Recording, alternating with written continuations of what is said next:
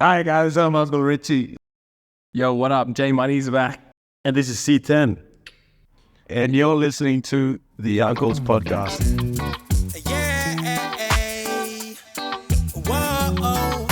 Hey everyone, welcome back to the Uncle's episode 83. Tonight I've got a very special guest. Christian Pang is in the building. How are you, brother? Yeah, doing good. Happy to be here. That's awesome. That's awesome. Christian's definitely someone we've been speaking to for a while and trying to bring him on the podcast. Not only has he represented Papua New Guinea at basketball, he's done a few things in the basketball space, which are pretty amazing, I must say. He's gone back, done a few clinics for the youth, but also for other basketballers in PNG, which is quite an amazing thing to do. But before we get stuck into that, we're going to start off like how we always start off our Uncle's episodes, and that's with the word of the week. So, Christian, is there a word for you that sums up your last week? Yeah. So a word that would sum up my last week would be inspire. So obviously I've been inspired by some really good athletes in my time and some good coaches and good mentors.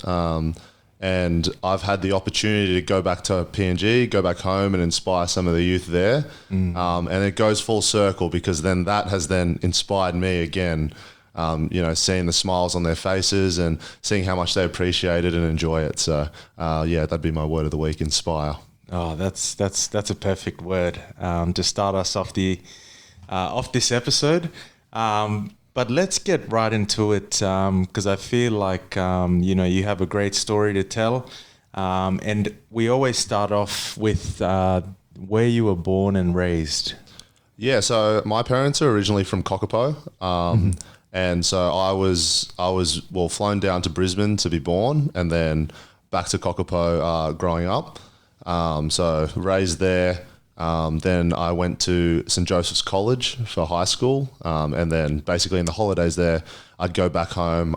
At that point, my parents had moved to Port Moresby. So going back to Moresby a lot and throughout my sort of formative years and my childhood, I was in Port Moresby a whole lot. Yeah, wow. And what was that?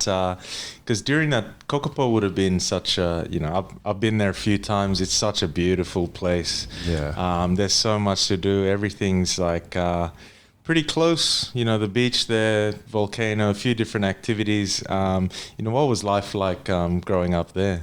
Yeah, really simple. Like slow, chilled out life. Loved it, especially as a little kid, running around the beaches. You could go anywhere and have a good time, and just being on the water as well. Like always loved swimming and that sort of thing. Yeah. But yeah, being a youngin' there, it's a great place. Like the fruit's better, the seafood's better. It's beautiful. It's like pretty untouched even to this day. Like I go back pretty often because my mum runs Rapopo Plantation Resort back there. Oh wow. So yeah, and I love going back. Like it's pristine. The water is clear. Not much pollution. The people are so nice. Everyone knows everybody. So it's always a good time. Yeah, it's a beautiful place. And then you come to, Port Moresby, the hustle and bustle of the city, which is, like every other city, like Melbourne, Sydney, you're always going to have those spots that are, quite dangerous and whatnot. But, what was that like coming to Port Moresby for you? Yeah, well, obviously Port Moresby was a lot faster, and it's developed a lot to this day, really. But I liked Port Moresby because, like, obviously there's a lot of facilities. Sport is really big there. I always had a lot of people that I could sort of like play against and train with and that sort of thing. So that was a really good spot being in Port Moresby. And obviously by that point I was a little bit older, so I was starting to sort of fall in love with sport and starting my training and that sort of thing with my dad and my mum and that sort of stuff. So Port Moresby was actually a really good place for that. Like growing up, I wanted, just like every other PNG kid, I wanted to be on the Kummels and play for Queensland. So I was a rugby player and touch player growing up, rugby league, rugby union and touch. But so Port Moresby was perfect. I always had someone to play against, someone to train with. Play touch at El Amari every week. Yeah. Play touch and tackle on the gravel. Like it was really good environment to grow up in. Yeah, and would you say, I know you touched on it a bit there, but those were definitely some of the childhood memories, some of the highlights you had when you were over there in PNG? Yeah, those were the best memories, honestly. Like going out, just playing touch footy with my mates. Getting out on the water was always a lot of fun. Ooh, yeah. Love going out to Fisherman's Island and getting on the water and getting in a boat, going fishing. That was always a big highlight for me when I was a little kid. Loved all that sort of stuff. I have one of like my first memories of when I was a little kid. I was at Sir John Guy's Stadium with my dad, and we were training, and that was when Sir John Guy's was pretty good. It was a good track, and we were just doing some running and stuff, and I was like, Dad, like it's too hot, like it's a PNG summer, about 40 degrees, 100% humidity, and I just said, Dad, it's too hot, like I think I'm gonna throw up, like my body hurts, and then he's like, son, like you look at all the other people here training, like they're going a lot harder than you, and at some point, you're going to feel pain when you train, and you just got to push through that pain barrier. And and that always stuck with me, and I always remember that because I looked around and like, some of them were my mates, like everyone else in PNG is training just as hard in the heat, in the humidity, and that was sort of a formative moment for me, a real memory from my childhood. I was like, you just got to push through the pain barrier, otherwise these other guys are going to overtake you. So wow, that really would have shaped your mindset definitely back then. And so moving from PNG to Australia, I think this is a big thing we always talk about, especially in our early episodes of the Uncles, because we moved over, say, early teens, 12, 13, to come and do whether it's boarding school or live with families and go to school here. But there were a lot of challenges, mainly in, cultural differences. Yeah. Knowing, the lifestyle in PNG and how that changes when you come here, the freedom you have. But also it's the little things like the slang, like hearing your mates talk about, fair dinkum or whatever. You're like, what the hell is that? Definitely. When I was 11 years old, I went down to New South Wales for boarding school. So I went to St. Joseph's College. A lot of PNG people go down there. As I was saying to you earlier, if you're from PNG and you're going to boarding school, you're either going to Nudgee or St. Joseph's. So that was a really good experience for me, but it was confronting moving down. Definitely. I definitely when I arrived, there was all these rules that we had to abide by. So you have to be at breakfast at this time, you had to be in class at this time, wear your tie, do your top button up. In PNG, there's none of those rules. So that was something very different for me. Obviously getting used to the slang and a unique perspective that I have from my time in boarding school was I'd get down there and they ask me where I'm from. I say, I'm from Papua New Guinea. Yeah. And they say, you don't look like you're from Papua New Guinea, you look like you're from China. And so which is fair enough. Like I understand, I completely understand. Yeah. But so that was a little bit confronting to get over as well. Even I was from a place and I was proud to be from there, but I didn't really look like that. And then obviously to an Aussie, I don't look like from PNG like that. So it was something different for me. But it was a really good experience. You get to live with your mates every day, have a lot of fun stories. It was really good for my habits. Like I said, I got there and basically your day from 6 a.m. to 10 p.m. is booked out with either studying or training for your sport. Joey's is a big rugby school and I wanted to be a rugby player. So I was just training all the time and it really helped me in that perspective. To become a better athlete and sort of shape my mindset more towards you need to fill your day with things that are efficient and hardworking. So you'd wake up, you train, go to school, you train again after school, and then you study, and you sleep, and do it all again the next day. So, and it being a boarding school, as you know, going to Nudgee, you can walk down to the gym. It's a 2-minute walk, and it's a great gym, like good facility. Yeah. I walk to the fields. All my mates are playing touch. I'll play touch there for a bit. Go to the basketball court, same thing. Can always have a mate to play against, train with. So, it's really good for like your mindset, like if you want to be an athlete. Yeah, it was one of the, still to this day, I hold it as like one of the best things that ever happened to me. Yeah. Because like everything you listed there is like, in the palm of your hands. Exactly. Like it's only a stone's throw away. You got, like at Nudgee, we had like 10 to 12 rugby fields. Yeah. Like, if you're state of the art too. Yeah. Like in PNG, like Sir John Guy's wasn't even as good as our first field. Like I was like, wow, this is the best field I've ever played on. Like, it was crazy, and that's why it was just like so lucky to go there and have those experiences, because not a lot of people get those experiences. Yeah. But you touched on, just before we come back to your experiences, in high school and figuring out, whether rugby was for you or basketball, finding your path. You spoke a bit there about like the cultural challenges that you had, when someone said, "Oh, you don't look Papua New Guinean." Yeah. I think a big thing from my experience back home, like, I'm fairly light skinned, so even like growing up there, going through school, it was always quite a bit of a challenge, because people are always, they're calling you, oh, you're light skin, or all of that stuff. So you kind of build like a shell to kind of deflect that stuff, or you just go along with it or find different ways to get around it.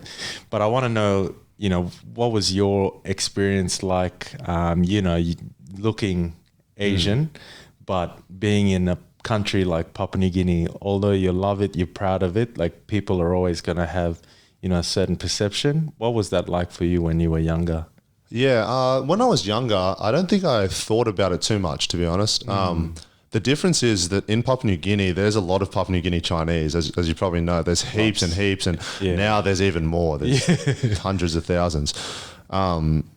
So when I was there, like there was always other Papua New Guinea Chinese people. Yeah. So it was sort of more like people knew, whereas in Australia, like no one knows there's Chinese people in Papua New Guinea. That's true. So they kind of didn't really know. And like, to be honest, like it was great in PNG. Like I was accepted, I was always kind to people, like, and they were kind back to me. And they really only saw me for, just as one of their mates. So that's a really, like, something I'm really proud of about Papua New Guinea is that, I never feel marginalized there. I always feel like, part of it, which is really good. No, that's perfect. That's perfect, bro.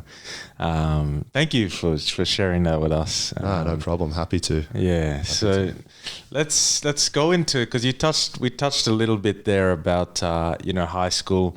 Obviously, rugby was a big thing that you wanted to get to train your heart out for. What I guess was the moment? Did basketball come at that time as well, or did it come later after high school? Yeah, it came about in year 11. So basically, at most GPS schools, you have to play a summer sport and a winter sport. So I'd been through every summer sport: cricket, rowing, tennis, done all of them. Yeah. Didn't really enjoy it. I was only really doing it so I could leave early and play touch footy with my mates. That was the only reason I'd do those sports. So then I got into year 11, and in the off season, my mate says, "Wow, you're like really tall." I hit puberty, so I sort of went from talking like this to now I have like a deep voice, and and then I shot up. I was really tall, so he was like, "You should come try out for the basketball team." And basically straight away, I'm not going to say I was very good at it. I was just tall, so straight away I was making like high level teams. And yeah, to be honest, I was pretty shit. Like I wasn't very good. But I was tall. I played really hard. So they were picking me for these teams and forcing me to play like up age groups. And as you know, like at a GPS school, if you like play high level sport, then you're like the man. Like everyone loves you. So I was loving that. I was loving being in the highest teams, and it was coming along really easy for me. Yeah. But then when I was in year 12, I started to take basketball pretty seriously because I was in the first basketball team. I was one of the youngest in the team as well, just because I was underage by 2 years in my year group. Wow. So I was playing in the first. We were really good that year. Like Joey's generally isn't very good at basketball, but our team was pretty special, so we had a chance to win it. Oh, wow. And so I decided to dedicate myself as much as rugby. And I found that with basketball, the beautiful thing is that you can work on a lot of things by yourself. So whereas for rugby, like you need a whole team to train, or I would need, to play touch, but we need 10 players to play touch, that sort of stuff. If it's not that, then you just have to be in the gym, basically. Yeah. Whereas basketball, I can work on my ball handling by myself, my shooting, my moves off the dribble, like even my speed, like that sort of stuff can all be by myself. Yeah. So I found a love for the game when I started working on it, and I thought it was really good that like I can get better a whole lot quicker. And even though I started late, I can get better really fast because I can work on these things by myself. Yeah. And that's when I sort of fell in love with it. I still loved rugby, and like I was playing both all the way, like for years and years and years. I would be 85 kilos to play basketball and then put on 10 kilos to play rugby, like in like 2 months. So just I'd be ready for the season. But so it wasn't like it was an easy choice to choose between. But basketball just sort of came to me, and I was working on it by myself. My cousin Cameron was teaching me how to play on the side as well. So I was getting a lot better, a lot quicker. Yeah. Okay. And look, venturing out into the world, after high school, it can be, a challenging place for most people. Once you leave, especially looking back at my experience, you leave the routine of boarding school where, like you said, you go training, school, training, study, then sleep. And once you get out of that routine and you start having to, do your own meal prep or your cooking and all of that stuff, it starts laundry, laundry, bro. Or like crazy, just all of those little things start to add up. Basically, just life, really. Yeah, for sure. And you start doing your own thing. It can sometimes veer off, or you can get sidetracked. So, like, I mean, how was that transition like for you when you left school? Yeah, when I left school, I was pretty lucky. I stayed at my sister's house. I came back to Brisbane for university. I went to Griffith. Yep. So I stayed at my sister's house. Like I had pretty good family support there. Yep. I was still obviously cooking and doing laundry and stuff like that, but at least I had a place to stay. You know what I mean? That's the main thing. Yeah. Transitioning back, I knew that I wanted to pursue a sport, so rugby league and basketball, and I was playing both at the same time. Yeah. But I knew with that, like as my dad and my mum had always taught me, like comes with a lot of hard work. So I basically kept the same regiment from school and brought it into my university life. And to be fair, it was actually a little bit easier because I didn't have to do all the like church stuff. Like I didn't in high school, in Catholic school, like you got to be going to church like twice a week, and you're practicing your hymns, and then you have religion class and stuff like that. So I didn't have to do as much of that sort of stuff. And there was a lot less like pressure on the studies, I feel. When you're in university. So I was able to basically train in the morning, study through the day, train at night, and it was pretty sweet. So that was a pretty good transition for me. The only difference would have been I had no networks in Brisbane, so being new to the basketball scene, like there's a bunch of teams that I called up and they didn't even want to hear about me. Like I called them up, hey, can I try out for your team? No, we're full. No, we've already picked our team. No.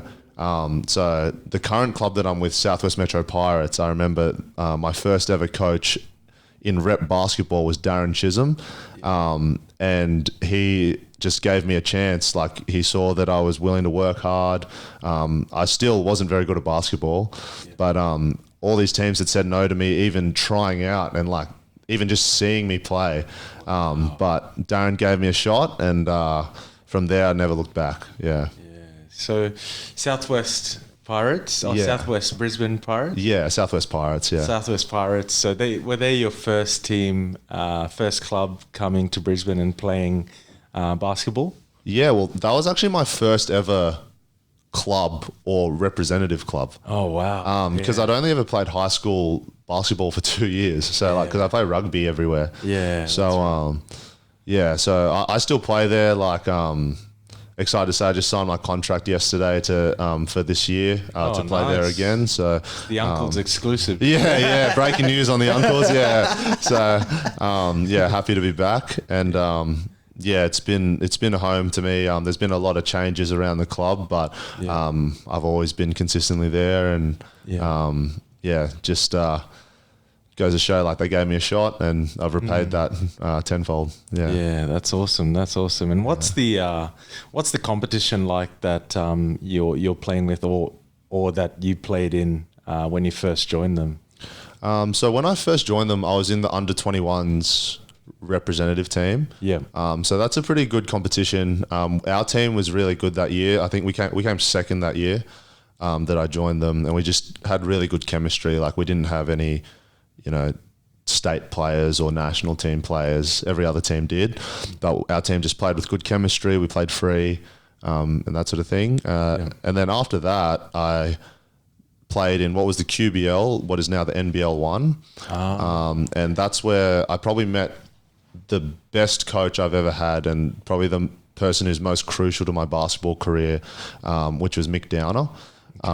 So he coached the Brisbane Bullets. He coached the Boomers at the Olympics. Wow. He's currently coaching over in Japan right now at Akita. So he chose me for NBL 1, and, like, to be fair, like, I was a 6'3" center / power forward, which is, like, in basketball, you're meant to be like 7 foot. I was more of the size of a shooting guard, so he had a lot of faith in me and belief in me. Wow. Just based on that I was working hard and I was listening to what he was saying. And he made a massive difference on my basketball career. Like, I was ready to go and play rugby again, and really, like, give it a good crack. I was, like, playing under 18s at East's Tigers. Yeah. And so I was ready to move, and then he sort of gave me a crack in NBL 1, and it sort of changed my career trajectory. From there, like, I joined the Brian Curl Basketball Academy.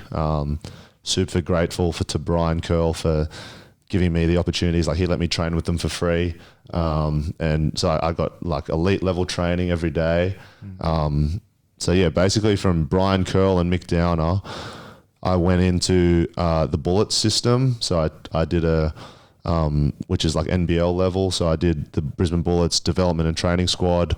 And then I went into being an actual training player for the Bullets. Yeah. Which was like a whirlwind for me, because I was not very good. And, like, I had never played rep growing up, never played state. Like, everyone else in that development and training squad had played in a state team growing up, except me. I was the only one that didn't. And probably started playing basketball when they were 6 or 7 years old. Yeah. Whereas you started when you were like when 16. I was 16. Yeah. So I was very fortunate. And then from there, obviously, to the national team for PNG. Wow. Pushing for that Samoa Pacific Games. Didn't get to play there, but they're sorting out my passport at the moment still. So hopefully I can do that. And a bunch of different opportunities opened up from there. But when I talk about, like, my word of the week, like, inspire, like, Brian Curl absolutely inspired me. Like, he just saw that I wanted to work hard and play. So let me train for free, play games for free for them. Yeah. I work for him to this day, so very grateful for him. And then like he inspired me, and Mick Downer, like massive inspiration for me. He probably doesn't even know it, to be honest. Like That's perfect. He's put that many people through the ranks, and obviously coached at the Olympics and done all that. But he gave me a shot, and I'm always grateful for that. It really inspired me. Yeah. Now, hopefully Mick sees this, so he knows now. Yeah, I'll be sending it to Mick for sure. Yeah. You talked about there when you got the opportunity with NBL in NBL 1, and then training with the Brisbane Bullets. Would you say that was like your wow moment when you were, we talk about the wow moments as a moment in time where you sort of sit back and you look around and you're just like, wow, like holy shit, like is this really happening? That's a good question. I think I probably have two of those. Yeah. So one of them was that year I went from, so the top level of basketball in Queensland is NBL 1, and then it goes QSL underneath that. Okay. So I was a bench player in QSL. Yep. In 1 year, I went from QSL to NBL 1, NBL 1 bench to starting in NBL 1 to NBL development training player, and then to NBL training player, and that was in 1 year. Like I had never played rep growing up, like never played for my state, anything like that. So that was a big wow moment. I was like, in 1 year, I've ticked 5 goals off that I had penciled down, and it really just came down to working hard. Like I'd be the first one in the gym, last one to leave, like pestering the coaches with questions, taking care of my conditioning through like touch footy and TRL and that sort of thing. Yeah. So that was a massive wow moment. I just sat back and I was like, wow, that's pretty amazing. My second one would be my most recent playing trip in Taiwan. I was coming off a knee surgery, so my knee was a bit shoddy, and then I ended up playing 16 games in 18 days. So we went through, what? that's like games in 18 days. I wouldn't say 1% of basketball players would have done that. So I was struggling to do 2 sprint sessions with my coach a week, and then we went through a 9-month training regimen. And this is Jermaine Tucker-Patolo. If any of you guys want a trainer, definitely hit him up. His business is called ASAP. So he's the best. So 9 months of training, from 2 sessions a week to 16 games in 18 days.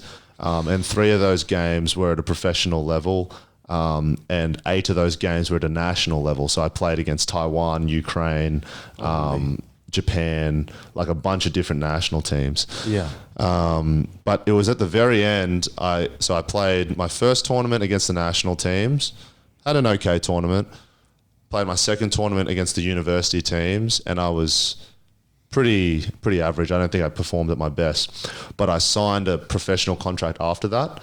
And then in my first international professional game in Asia, I played in the Asian tournament, which is run by Dwight Howard. I don't know if you... Oh, wow.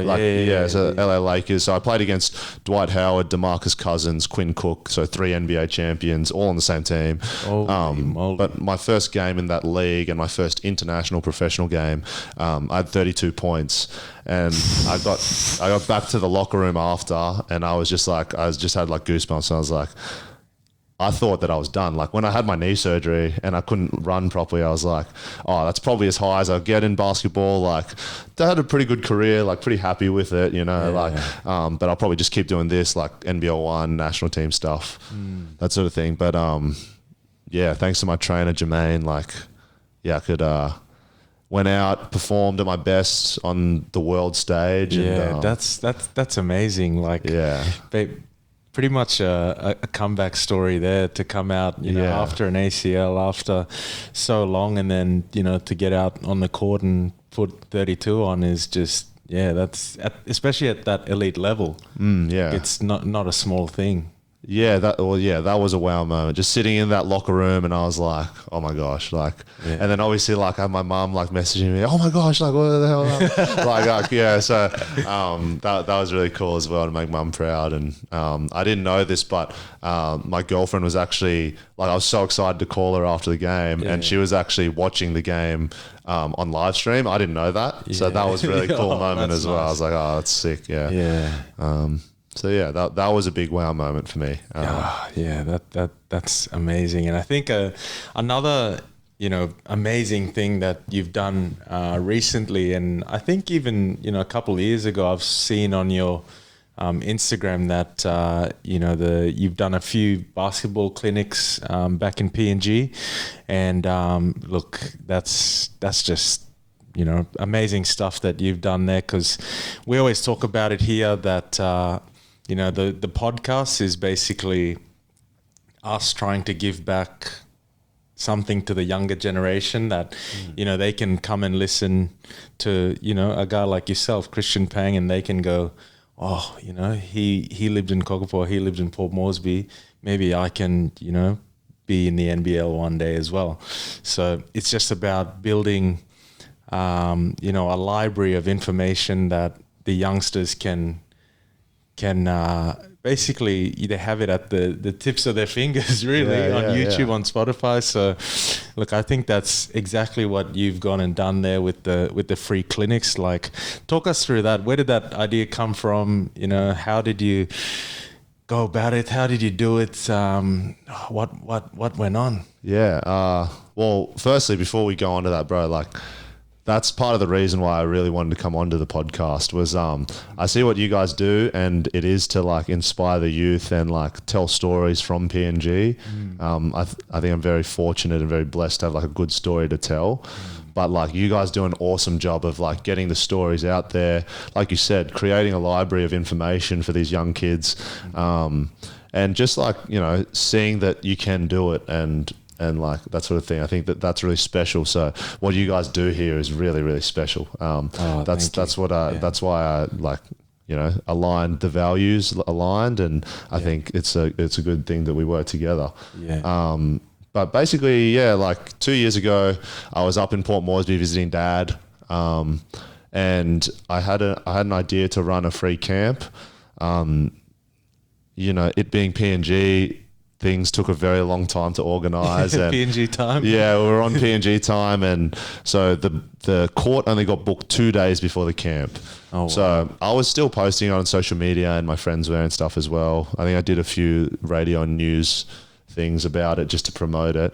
Yeah. But basically in 1 day we had 80 kids just come and train, and like I didn't have enough basketballs. I brought clothes up to give out, but there wasn't enough clothes for everyone, and I was like, I thought it was gonna be 20 kids, 80 kids, man. That's hectic. And that's in 1 day of like advertising, you know what I mean?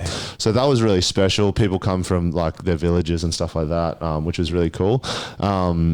So I had that, and I thought it was really special, and I wanted to do it again, but on a bigger scale. Obviously with my passport in the balance, and I hadn't become a naturalized citizen yet, it was kind of hard to be doing that sort of stuff while I was focusing on getting my citizenship to play for the country. Yeah. But this year I basically said like a whole year in advance, I'm going to come in December. Yeah. Like, let's book these courts out. I got like a good friend of mine and John Chow, who's from Lay. So he runs Lay Biscuit Company. So snacks and Lewa Energy Biscuit and Power Energy Drink. So he jumped on board, helped sponsor it as well. I worked with Basketball Federation of PNG. Like they supplied the courts and the balls for the kids. So yeah, we had a vision, and it was sort of coming together really well. So we end up having about 130 kids come down. And mind you, that's during the Christmas holidays, about 2 days before Christmas. So, no one's really doing anything. Like everyone's dispersed. My next one, I'm going to have it a bit like further away from the holidays. Yeah. But it was an amazing experience. Again, we had kids come out from the village. We had like kids flying in to attend the camp, like ran it all completely free of charge. they got a free singlet, a free gift pack full of food and drinks from Lay Biscuit Company. And I gave out a bunch of my clothes, like Pirates uniforms, like Brisbane Bullets stuff, some PNG national team stuff, some stuff I got in Taiwan, like a whole bunch of stuff from my playing career, gave it out to them. Talked to them as well about like building good habits and respecting those who have put you in that position. So that was our respect was our theme for the camp. So I had a good talk to the kids about my experience and like how that like respect has helped me along the way, but has also like found its way back to me. So it was a really good camp. Like it was really heartwarming. Like I got goosebumps after the camp. I sat down in my hotel room after and I was like, wow, like that was awesome. Like I gave back home. It's exactly what I wanted. Like the smile on the kids' faces, the excitement. There's nothing like it. And I coach clinics here almost every week, every month. But going back home, like there's a different feel. Like they've never experienced something like that before. And they all just are eager to learn. So here, like I'll talk, it's like, hey guys, come in. Kids walking in, talking, bouncing the ball, shooting shots after. I go there, I was like, all right, bring it in, guys. Like, it's silence. Like, it sounds like this room, like, because everyone's just hanging on my every word. Like, I can learn something here. Like, I've been given this opportunity for free. So, yeah, it's a really, really different experience. But it's really, honestly, a highlight of my life really was being able to give back, and I'm going to continue to do that sort of thing. Yeah. Oh, bro, that's even now you just giving me like goosebumps just hearing I'm that. glad. Okay. Yeah, because you know that stuff is just special. You know, you said there you had some kids coming from the village, and you know, for some of them that's probably the first time they stepped foot on a basketball court, like on a hardwood floor. On a proper court that you know they would have seen on the telly or newspapers, and that's the hard thing to comprehend for you know someone who lives here and takes it for granted every day that they can sort of walk down the street and you got a basketball court there to you know shoot some hoops. Definitely. Whereas those people they are coming from nothing. And then, you know, it's amazing because, you know, someone like you is providing them, you know, something that not only will, you know, brighten their day and probably weeks to come, but also like you're giving them a skill.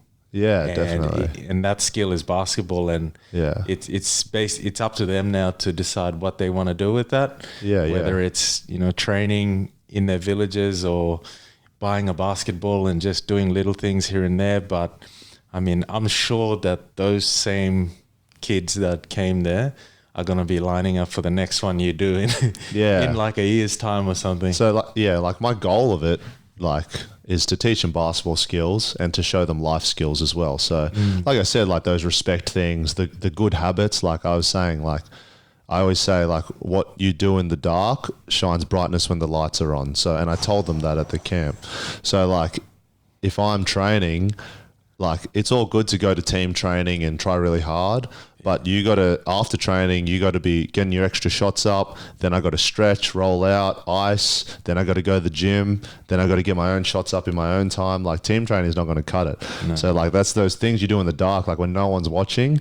And then, like, that turns into like my first pro game in Taiwan where, you know, the lights were on, the cameras were on me, like Dwight Howard is sitting there, like I was wearing his jersey when I was a kid, like, and he's sitting there, like shit, that's like crazy. I gotta get going. But that's that, and when the lights are on, like it'll all shine bright. Like all that hard work you do will shine brightest when the lights are on. And like I hope that like it shows those kids that they can do what I do. Like they can go and play pro basketball. They can have a really good career. Like there's things outside of PNG as well, outside of Australia even, like where they can go and play. I hope that one day one of those kids will come to me and say, I went to your camp and now I'm playing in Europe or playing in Asia or I'm playing in the NBL. Like that would be really cool to me. Wow. that's sort of what I want out of it. And we're like, a lot of the kids there asked me questions about that. They said, what are NBL 1 scouts looking for? What are NBL scouts looking for? What do they look for in college or in Asia? And I can happily give them the answers. We're giving kids pathways through Brian Curl Basketball Academy as well. So we have a young fella, Kevin Harney, who's joining us as our first student from Papua New Guinea. Wow. Yeah. Wow, so that's big. Yeah, so he's going to study a diploma of sport, so he gets his education, Yep. and he'll be doing intensive training 3 times a week and playing games and tournaments. Wow. Here in Brisbane? Here in Brisbane, yeah. So a few of them are interested in coming over, so it's just about getting your paperwork done, really. Yeah. And like, we offered an opportunity to a young fella named JJ Mainakavika. He's probably one of the best under-18s kids, not just in PNG, but like in the Pacific Islands, I would say. Wow. And he came over to Taiwan with us in December. Yeah. And he had a great time. He learned a lot. Like, obviously, it's a different game over there. Yeah. So he had some growing pains, but he learned a lot as a person, learned a lot as a player, saw some skills he needs to work on because he wants to come back next year. Yeah. Those sorts of things, like giving them that pathway is what I sort of hold dear to me. I think that that's really important, giving them the opportunity, showing them that you can do these things. Because, like PNG has some of the best athletes in the world, but like we rarely go overseas and play, you know what I mean? Like few in the NRL, but not as many as there should be. Like, we're only just sort of scratching the surface now, and that's just due to there not being enough opportunity for people to find their full potential. Absolutely. I feel like in schools, we're both so lucky where we came down here, and you have 10 fields, you have like 5 basketball courts. You got the gym, cardio room, everything, like everything at your fingertips. Whereas back home, you kind of have to slug it out till you're about 18, and then Justin Olam, who's playing in the NRL now, like he only sort of started to become a great rugby league player when he was at university. Like, and that's and he had to sort of go all around, like, to play, like, it's so it's a long journey, which I hope now with the NRL team coming in, that certain pathways open up, not only for rugby league but for other sports too, because you look at another body like cricket, which is PNG cricket, which is doing amazing things. Like, I think we're we were ranked top 10. Not sure if we're still in the top 10 now, but still, to be in the top 10 in any sport in the world is big time, crazy.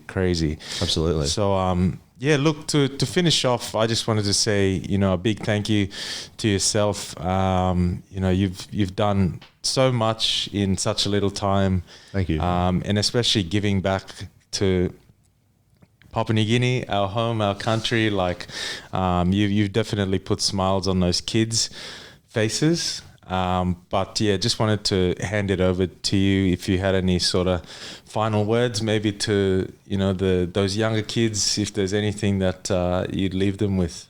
So basically, like, my future plan is I want to run more of those free clinics for the youth there. I'm currently looking for sponsorship or government backing. I want to bring a team up to play games against local teams and run clinics every day. So what I did, but like, instead of just being me, there'll be like 10 of me helping with that. Perfect.